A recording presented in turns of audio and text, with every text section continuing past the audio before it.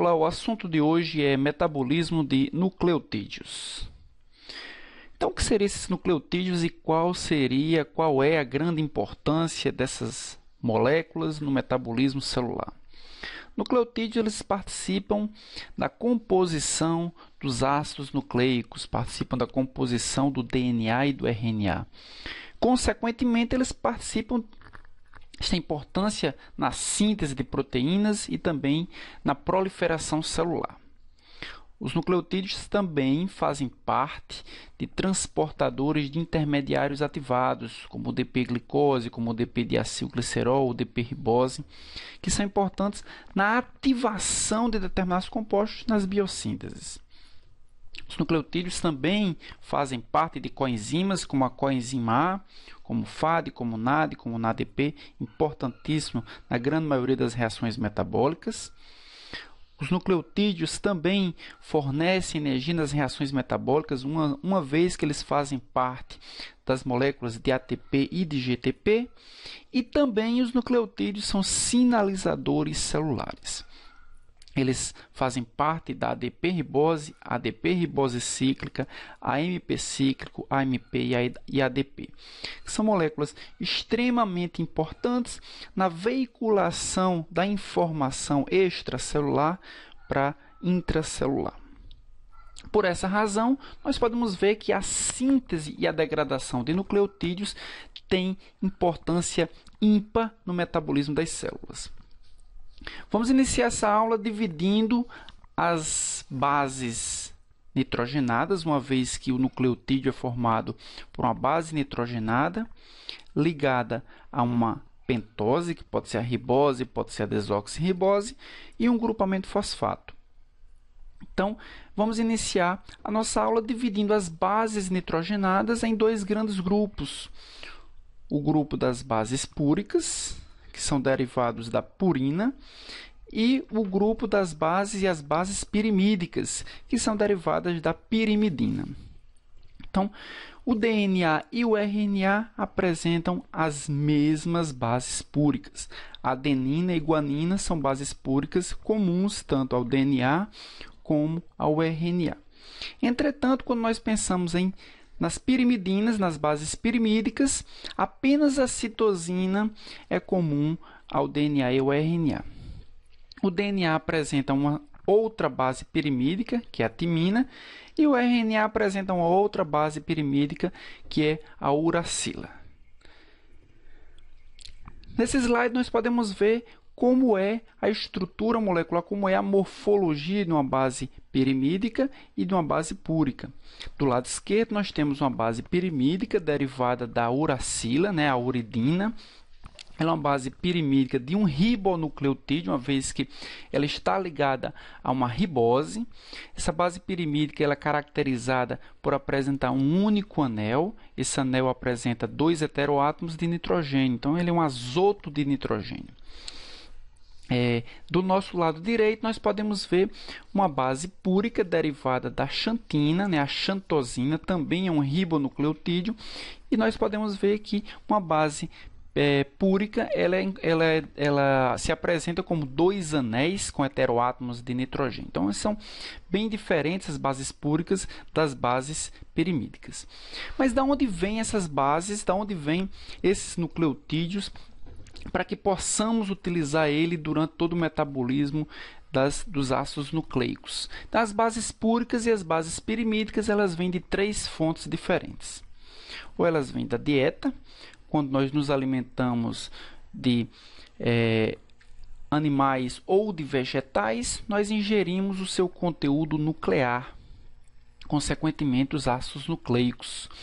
E esses ácidos nucleicos eles vão ser digeridos por enzimas, por nucleases e nucleotidases, e vão liberar as bases nitrogenadas. Essas bases nitrogenadas elas são aproveitadas por uma rota, por uma via chamada via de recuperação ou via de salvação.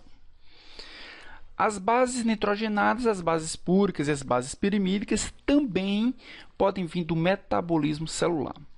Quando há renovação celular, o seu conteúdo nuclear, o seu conteúdo de ácidos nucleicos também vai ser degradado, também vai ser recuperado, e boa parte dessas bases nitrogenadas elas são utilizadas para a síntese de novos nucleotídeos. Ou essas bases púricas e bases pirimídicas podem ser sintetizadas de novo a partir dos seus componentes mais básicos. Então vamos iniciar pela síntese das bases púricas. Então as bases púricas elas são sintetizadas em cima de uma base, em cima de um núcleo básico, que é chamado de ribose 5-fosfato. Ela é sintetizada em cima da ribose 5-fosfato. Então, como é que isso inicia?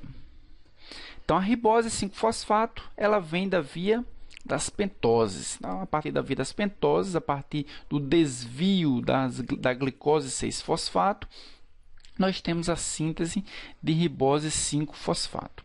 Essa ribose 5-fosfato ela vai ser ativada para entrar na síntese das bases púricas.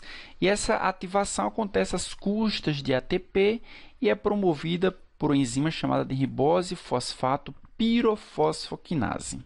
Então vamos ver, nós temos a ribose com o seu fosfato, então nós temos a ribose 5-fosfato.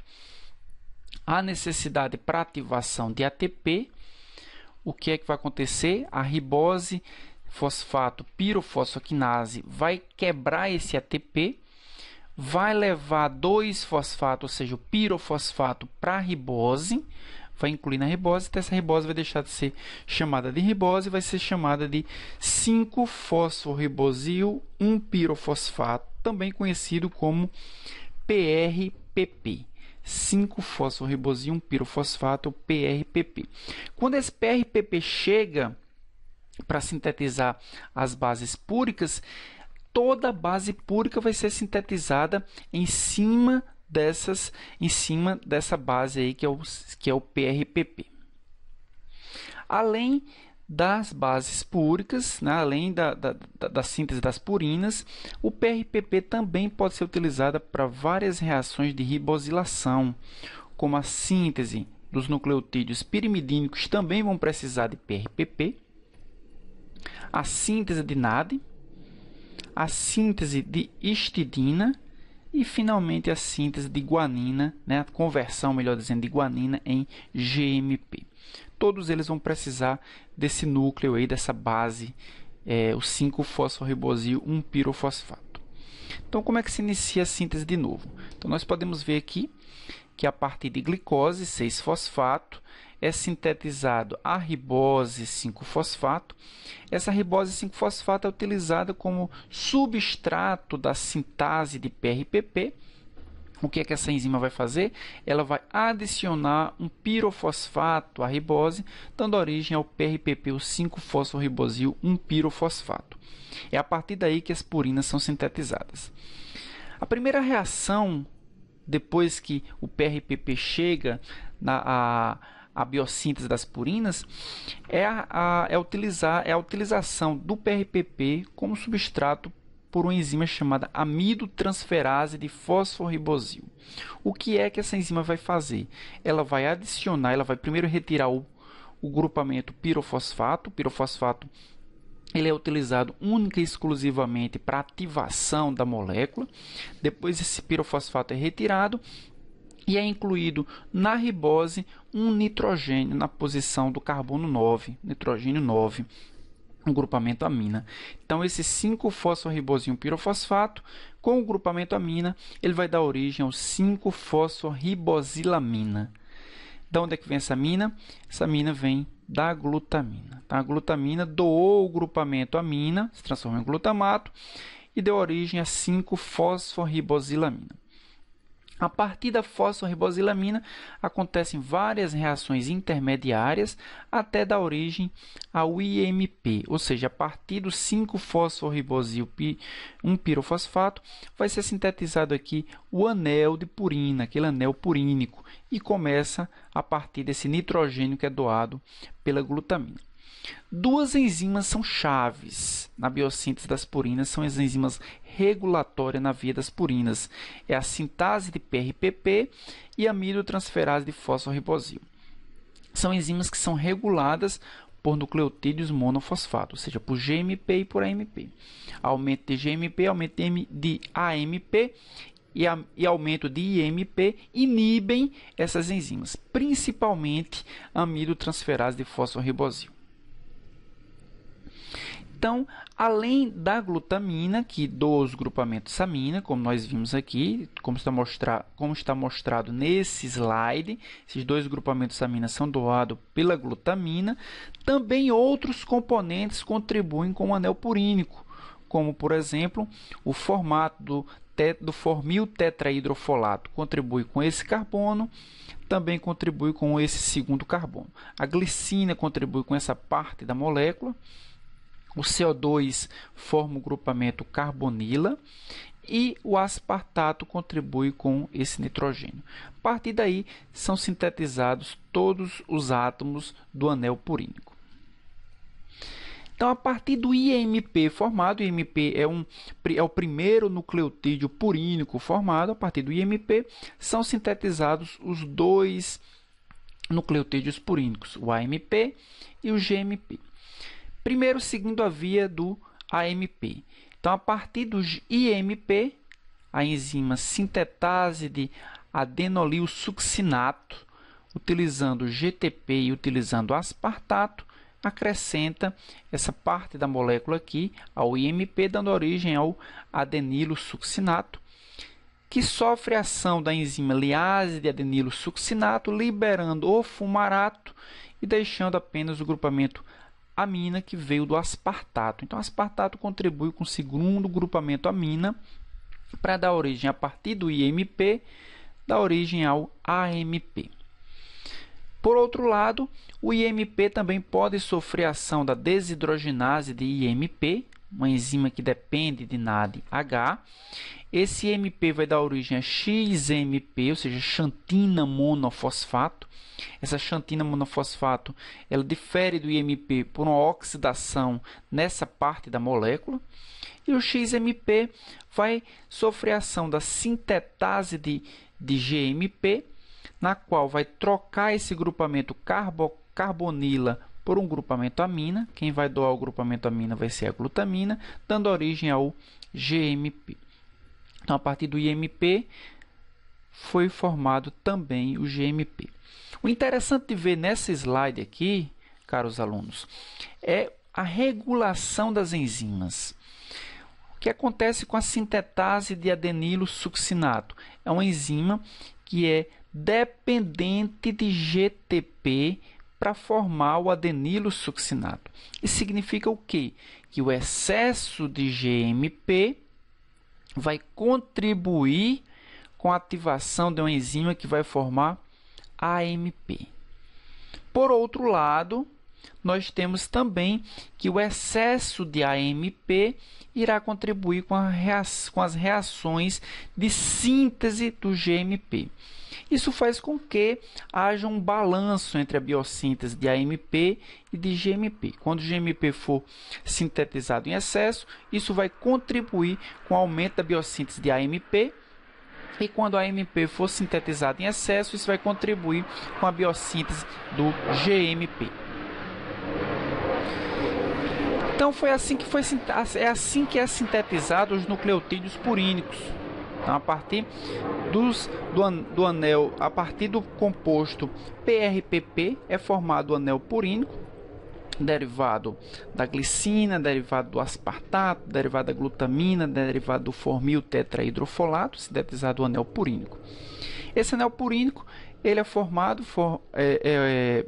passa por um intermediário IMP e esse IMP ele sintetiza AMP ou GMP. Mas no processo metabólico, os nucleotídeos purínicos eles precisam muitas vezes serem degradados, serem catabolizados. E esse processo de catálise, esse processo catabólico, ele vai dar origem a um intermediário que vai ser eliminado, que é o ácido úrico. Então, os nucleotídeos purínicos, eles irão dar origem como produto final o ácido úrico. Como é que isso acontece? O AMP ele pode sofrer uma desaminação, perdendo o grupamento amina. dando origem ao IMP, a reação inversa que aconteceu para o IMP dar origem a AMP, ou a AMP pode inicialmente passar por uma desfosforilação, dando origem à adenosina, e só então a adenosina sofre uma desaminação, dando origem à inosina. De qualquer forma, o IMP também pode sofrer uma desfosforilação, também dando inosina. Então, seja por desaminação e desfosforilação ou desfosforilação e desaminação, o produto final da AMP é a inosina. Essa inosina vai perder a ribose, um fosfato, vai perder o açúcar, vai dar origem à hipoxantina, e a hipoxantina vai sofrer uma reação de oxidação, dando origem à xantina. Por outro lado, o GMP vai sofrer uma ação de desfosforilação, dando origem à guanosina, depois perde o açúcar, perde a ribose, liberando apenas a base nitrogenada, a guanina, que vai ser desaminada, dando origem à xantina. Então, tanto o AMP como o GMP, após sofrerem degradações catabólicas, vão dar como produto comum a xantina. Essa xantina vai sofrer um processo de oxidação, dando origem ao ácido úrico, que é o produto final dos nucleotídeos purínicos. Vocês percebam que não aconteceu nenhum tipo de rompimento ou clivagem dos anéis purínicos, apenas um processo de perda de determinados grupos e processos oxidativos que culminaram com a síntese do ácido úrico, que é o produto final do catabolismo das bases purínicas. Acontece que quando esse ácido úrico ele começa a se acumular além da sua capacidade de eliminação, o seu acúmulo vai promover uma precipitação, principalmente nas articulações, uma doença chamada gota. A gota é promovida por um excesso de ácido úrico esse que se acumula em virtude ou da diminuição da sua excreção ou pelo aumento da sua formação e que se acumula nas articulações, provocando um processo inflamatório. Um dos medicamentos, um dos fármacos utilizados para tratamento da gota é o halopurinol.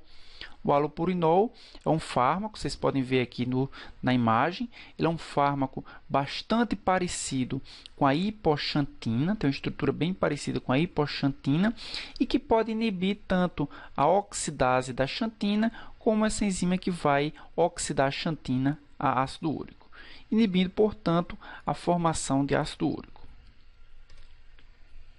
Além das vias de síntese, de novo, como nós vimos para as bases púricas, nós temos também vias de recuperação ou vias de salvação dos nucleotídeos purínicos. Como é que acontecem essas vias de recuperação? Através da alimentação ou através do metabolismo celular, as bases, os nucleotídeos purínicos, eles podem ser utilizados para a síntese de novos nucleotídeos. Então, vejam aqui a imagem. Nós temos um nucleotídeo purínico que perdeu o grupamento fosfato, deu origem a um nucleosídeo. Esse nucleosídeo ele vai perder a ribose, vai dar origem à base púrica, como nós vimos no processo catabólico. Essa base púrica vai ser utilizada para a síntese de ácido úrico. Entretanto, o nucleosídeo ele pode ser substrato de duas enzimas. Aliás, o nucleosídeo ele pode ser substrato de uma enzima chamada de sinase de nucleosídeo. O que é que essa sinase de nucleosídeo vai fazer? Vai utilizar ATP para formar novamente o nucleotídeo. Então, a partir de um nucleosídeo que seria totalmente degradado, ele é recuperado, ele é salvo para a síntese de um novo nucleotídeo. Além disso, a partir da base nitrogenada que vai ser degradada até ácido úrico, existe também uma forma de recuperação, de salvação, de salvamento. Então, essa base nitrogenada ela vai ser substrato da transferase de fosforribosil. Essa transferase de fosforribosil vai fazer a ligação da base púrica com o PRPP. Então, o PRPP também entra nas vias de salvação. Então, liga a base púrica com PRPP e regenera aí o nucleotídeo. Então, os nucleotídeos purínicos, eles podem ser salvos ou através de sinases de nucleosídeos, que utilizam o nucleosídeo e fosforilam ele, ou podem ser utilizados através de transferase de fosforibosil, que utiliza essa enzima para ligar a base púrica que vai ser degradada em um novo PRPP. Uma síndrome chamada de Leishman ocorre por ausência de uma enzima importante na via de salvamento das purinas, que é a hipoxantina guanina fosforibosil transferase. Então, essa enzima ela é capaz de salvar as bases a hipoxantina e a guanina, fazendo com que haja síntese de nucleotídeos de hipoxantina e de guanina. Se essa enzima ela tem deficiência parcial ou total, o que é que nós vamos perceber? Inicialmente, nós vamos perceber que a hipoxantina e a guanina elas não conseguem ser salvas, ou seja, os níveis de hipoxantina e de guanina diminuem. Consequentemente, essas bases nitrogenadas elas vão serem veiculadas para a degradação até ácido úrico. Então, o que nós observamos na síndrome de Leishman é um aumento na concentração de ácido úrico, ou seja, na gota, e também alterações neurológicas, principalmente um comportamento automutilante. Algumas hipóteses surgiram com relação à explicação desse comportamento automutilante, mas o que nós sabemos é que essa enzima, a hipoxantina guanina fosforibosil transferase, ela apresenta uma atividade de 10 a 20 vezes maior no cérebro do que em qualquer outro tecido. Então, a ausência dessa enzima é muito mais percebida no tecido cerebral do que em outros tecidos. Além disso, os nucleotídeos o GTP, os nucleotídeos de guanina, eles são precursores de uma molécula extremamente importante para o metabolismo cerebral, que é o tetrahidrobiopterina. Tetrahidrobiopterina é sintetizado a partir de GTP. GTP é um precursor. Então, se nós não temos a recuperação do GTP, nós teremos deficiência em sintetizar o tetrahidrobiopterina. E o tetrahidrobiopterina é um dos principais componentes da biossíntese de diversos neurotransmissores. Então, nós percebemos que há um desequilíbrio generalizado na biossíntese de neurotransmissores pela ausência dessa enzima, que poderia ser uma boa explicação para o comportamento automutilante encontrado nos pacientes da síndrome de Leishman. Então, vamos entrar agora no metabolismo dos nucleotídeos pirimidínicos. Então, as pirimidinas são a uracila, a citosina e a timina. Nós temos aí, elas são formadas por um único anel com heteroátomos de nitrogênio. E as bases pirimídicas, elas têm na sua formação, doação de grupamentos como o aspartato, a glutamina contribui com o nitrogênio, o bicarbonato contribui com o carbono e o metileno tetrahidrofolato contribui com o grupamento metil para a biossíntese, para a formação desse anel pirimidínico. Ao contrário do que aconteceu com as purinas, onde todo o processo de síntese do anel purínico acontece em cima do PRPP, no anel pirimidínico nós vamos fazer uma inversão de síntese. Todo o anel pirimidínico vai ser sintetizado e só no final da sua biossíntese é ligado o PRPP.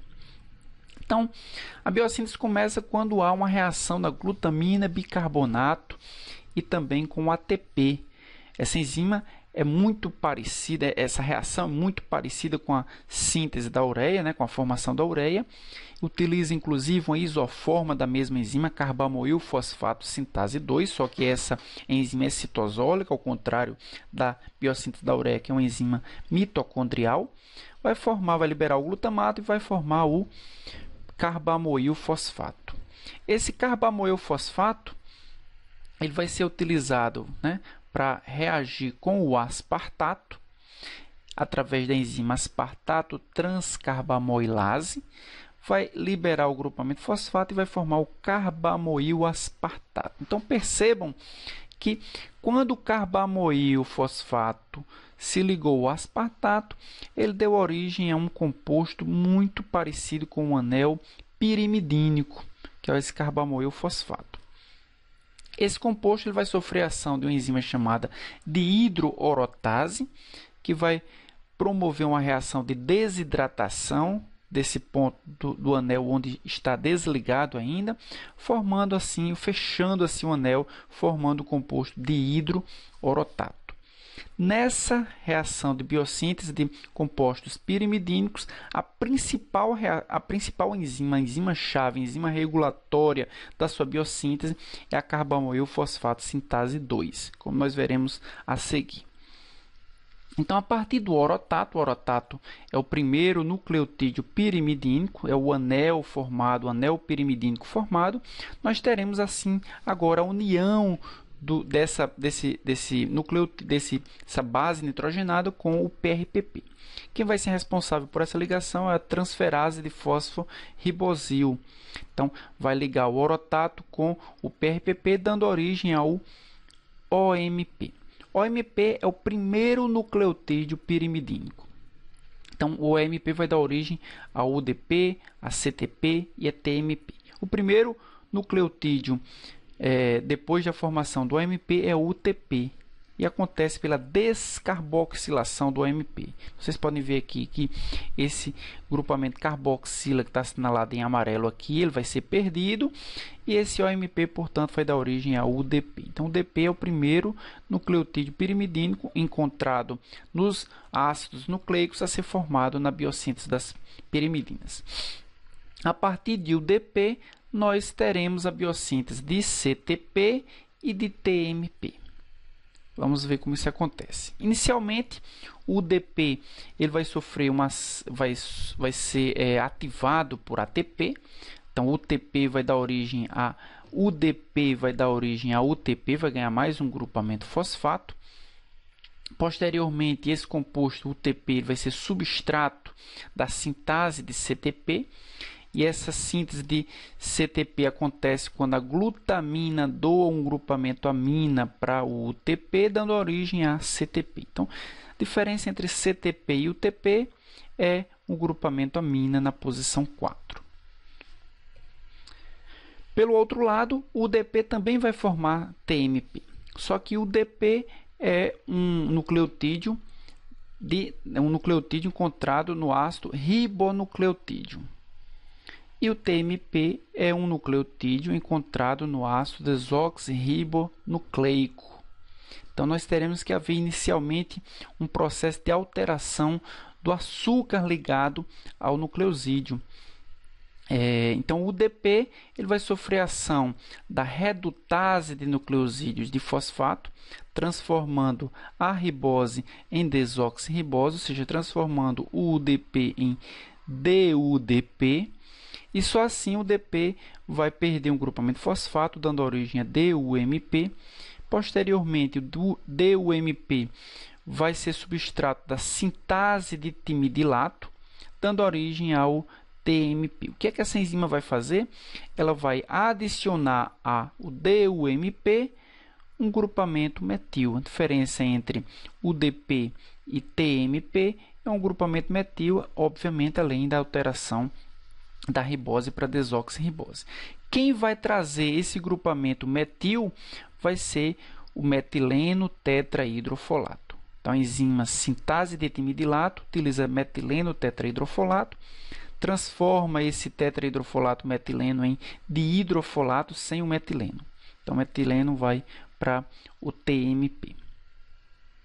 Então, para que haja, portanto, uma formação, a síntese de TMP adequada, esse timidilato ele precisa ser, esse tetrahidrofolato precisa ser regenerado. Então, nós temos o que se chama de ciclo do dihidrofolato. Então, o metileno tetrahidrofolato, para a síntese do TMP, ele se transformou em dihidrofolato. Esse dihidrofolato ele vai ser substrato da redutase de dihidrofolato, que vai utilizar na DPH como doador de grupamentos de hidrogênio, transformando o dihidrofolato em tetrahidrofolato. Posteriormente, a serina vai doar o grupamento metileno, vai ser convertido em glicina, hidroximetiltransferase de serina vai ser enzima atuante nessa reação e vai doar para o tetrahidrofolato o grupamento metileno, regenerando o metileno tetrahidrofolato para novamente ser utilizado na síntese de TMP. A biossíntese das pirimidinas ela tem a principal forma de regulação carbamoil fosfato sintase 2, como nós vimos. Então, o ATP, assim como o PRPP, são estimuladores da biossíntese, da biossíntese das pirimidinas, assim como o DP e o TP, ou seja, os seus nucleotídeos formados, são inibidores, inibindo, portanto, a carbamoil fosfato sintase 2. Temos outros pontos também de regulação, embora sejam menos importantes, a conversão de OMP em UMP e também a conversão de ribose 5-fosfato em PRPP. Algumas drogas, utilizam desse metabolismo de bases nitrogenadas, de nucleotídeos purínicos e pirimidínicos, para serem utilizados para tratamento terapêutico de neoplasias. Uma delas é o 5-fluorouracil, que inibe a ação da sintase de timidilato. Então, essa enzima esse composto é extremamente parecido com DUMP, se liga na sintase de timidilato. Consequência imediata disso é que não há síntese de TMP a partir de DUMP. Sem TMP, as células que estão em alto nível de proliferação não conseguem sintetizar o ácido nucleico, não conseguem sintetizar, não conseguem replicar rapidamente e, consequentemente, elas são inibidas com relação ao seu crescimento exacerbado. Outra droga também utilizada é o metotrexate. Ela inibe a redutase de dihidrofolato. Sem a redutase de dihidrofolato, nós não temos a regeneração do tetrahidrofolato. Dihidrofolato, ele permanece, sem regenerar o tetrahidrofolato. A consequência disso é que também não há síntese de TMP. Só a síntese de TMP se houver o tetrahidrofolato, na verdade, o metileno tetrahidrofolato. Então, esse fármaco ele inibe a primeira fase da biossíntese do tetrahidrofolato. Então, como é que acontece a degradação, como é que acontece o catabolismo das bases pirimídicas? Então, ao contrário do que aconteceu com as bases púricas, onde todo o processo de degradação aconteceu com a eliminação do fosfato, da ribose, e o núcleo purínico ele permaneceu íntegro, sofreu apenas algumas alterações relativa à oxidação e de origem ao ácido úrico. O núcleo pirimidínico ele vai sofrer cisão, vai sofrer clivagem e eliminação na forma de moléculas mais simples. Então, a citidina, inicialmente, ela vai sofrer uma desaminação para dar origem à uridina, e a partir daí, uridina e timidina, eles passam por processos parecidos. Através da fosforilase de nucleosídeos, acontece a eliminação do grupo da ribose, liberando, portanto, as bases nitrogenadas uracil e timina. A próxima etapa é a redução e clivagem do anel. Isso acontece quando há quebra nessa posição da uracil e da timina, liberando um composto acíclico. Posteriormente, uma hidrólise, liberando o CO2 e liberando o grupamento amina, com quebra dessas duas ligações, liberando a amina, liberando o CO2, tanto para uracil como para timina. E o produto final da hidrólise dos compostos ou das bases pirimídicas são beta-aminoácidos. De um lado da uracil nós temos a beta-alanina e do lado da timidina nós temos beta-amino isobutirado, que são os compostos finais da degradação das bases pirimídicas. Mas depois que as bases púricas, depois que os ribonucleotídeos são sintetizados, há necessidade de convertê-los em desoxirribonucleotídeos. Então, os primeiros nucleotídeos formados são os ribonucleotídeos, só então os desoxirribonucleotídeos são formados. Quem faz essa conversão de ribonucleotídeo para desoxirribonucleotídeo é a enzima ribonucleotídeo redutase. E essa enzima ela sofre ação alostérica de nucleotídeos de adenina. Então, o DATP é um nucleotídeo de adenina que vai inibir a ribonucleotídeo redutase. Obviamente, a D-adenina é um desoxirribonucleotídeo. O excesso dele inibe a própria redução promovida pela enzima. E o ATP vai promover a ativação dessa enzima da ribonucleotídeo redutase. Essa enzima ela é formada por 4 subunidades. 2 são chamadas de beta 1 e 2 outras são chamadas de beta 2. Então, os ribonucleotídeos, ao passarem pelo sítio ativo da enzima, são convertidos em desoxinucleotídeo. Essa enzima ela possui um sítio alostérico para ATP. Então, ATP, quando está ligado nesse sítio alostérico, ele promove a conversão de ATP em DATP, de GTP em DGTP, CTP em DCTP e UTP em DUTP. Obviamente, DUTP não vai passar por aqui, ele sofre ação de outra enzima para a formação do TMP, que é exclusivo dos desoxirribonucleotídeos. E, obviamente, DATP ele vai inibir essa enzima. Então é isso, pessoal. Espero que vocês tenham entendido o assunto, espero que vocês tenham gostado. Qualquer dúvida ou qualquer esclarecimento ou sugestão de algum assunto que vocês queiram que eu faça uma videoaula, é só postar aqui nesse mesmo canal. Até a próxima videoaula.